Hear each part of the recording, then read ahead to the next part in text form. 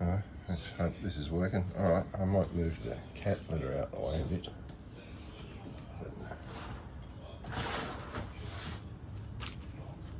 What have we got? Alright, so what we have here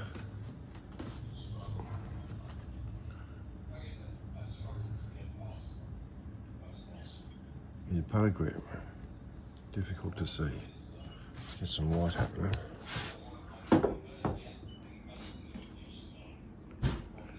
Doing this for myself more than anything, this recording, but yeah. As you can see, this is a very old grip. This grip, I can tell you exactly how old it is, because I had one of these putters.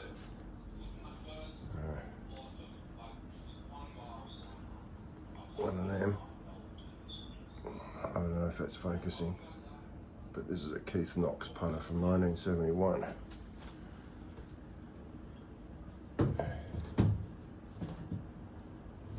So what I'm doing is trying to glue it back together.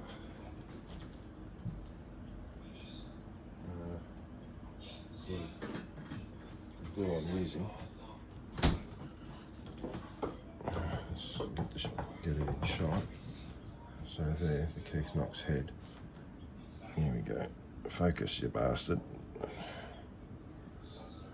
Forget about the fucking kitty litter.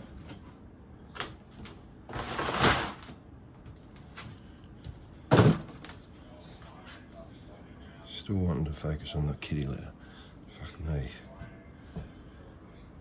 So, here, you bastard. See the Keith Knox. Now, the shaft is rusty and the head is brown, and it should be a nice sparkly copper colour. So that's next. But right now, it's this grip I'm worried about.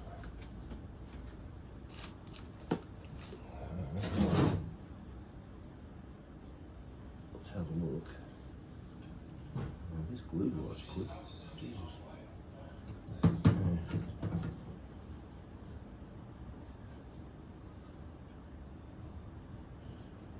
Not all the way, so I don't know if you can see that. Oh yeah, so grip hole glued.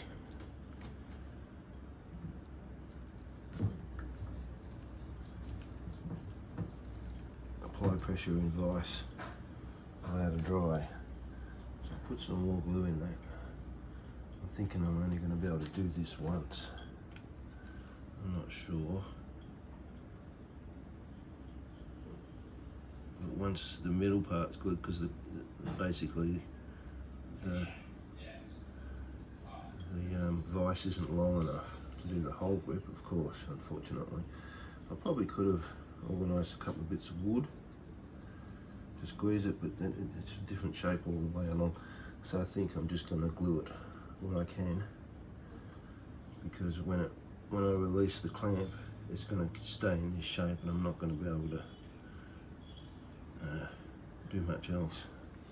I don't want to change it a whole lot because I want it as original as possible. The whole point of this is to keep it as original as possible. Now I need a little bit of tissue to give that a wipe. So this glue is not supposed to go hard. It's used for gluing radio control car tyres on wheels. So you don't want that to go hard. You want it to stay rubbery, but you want it to glue. You want it to be rubber like the tyre, but stick to the wheel. So that's the whole point of this. It'll stay soft, and it should be like the grip in the end. It should take on the characteristics of the grip. We can but hope. We can but hope. I had a garbage bag here a little while ago. So now I need to move that out of the way. So I'm thinking there, hopefully that is out of the way. It's going to have to dry. So yeah, I've no idea if it's going to work. This is a whole new thing to me. Why am I doing it? To a 1971 vintage Keith Knox putter, because Keith Knox was Australian, and these are very good putters. Extremely good putters. These lefty righties. The kids use it, putt. This is one of the best ever made. And I used one in 1971. And I had played my best golf with one of these putters, exactly the same as this. It was how I know how old they are. They came, that one there, it's identical to my old putter.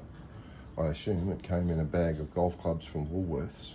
It cost $59.95 and included a bag, buggy, 2-wood, 3-iron, 5-iron, 7-iron putter. One of those putters. I have a Keith Knox 7-iron laying around here somewhere. Keith Knox was a famous guy and a really good club maker.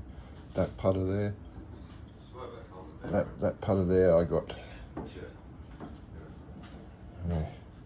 many eagles and many birdies. I shot 5 under par at Ioane with a putter like that, and I shot 4 under par off the stick at Capital Golf Club when it was Gloucester back in the day, when it was an actual golf course.